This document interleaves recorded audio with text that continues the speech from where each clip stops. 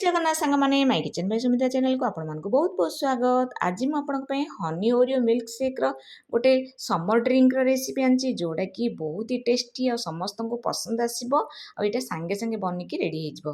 तो चलंतु ताहले यार ए समर ड्रिंक रो रेसिपी जानिबा ता पूर्व वीडियो को स्किप न कर लास्ट पर्यंत देखंतु जा फल आपण समर ड्रिंक रो रेसिपीटा बहुत भल भाबे जानि परिबे।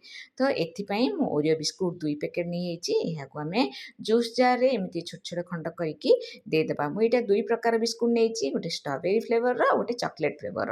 आपड़ जदि माने दुईटा जाक चॉकलेट फ्लेवर पकेले भी पकई पारे किंतु मुझे दुईटा जाक मिसेकी देइछि। तो गोटे कप ये क्षीर दे देइछि माने आमर रूम टेम्परेचर रे थिला क्षीर दे देइछि। एठी दे देइछि 2 टेबल स्पून हनी। तो हनी दे सारा पर ये आम देदेबा किटकेट चॉकलेट।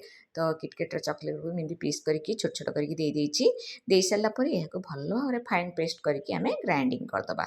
तो देखंतु यह आम ग्राइंडिंग कलापर मु आपको कौन करेंगे तार रेसिपी देखा।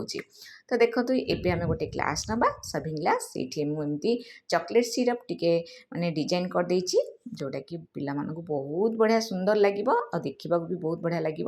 तो ये आम जो ग्राइंडिंग करते ताको से जूस को दे देचे। ये मु भानिला आइसक्रीम रो 2 टेबल स्पून दे देछि। तापर ये किसी चॉकलेट चिप्स दे देछि आउ ये आम ओरियो बिस्कुट सजे देचे। एबे हमर प्रस्तुत ओरियो मिल्क शेक। वीडियो भल लगे लाइक शेयर सब्सक्राइब कर देबे। जय जगन्नाथ।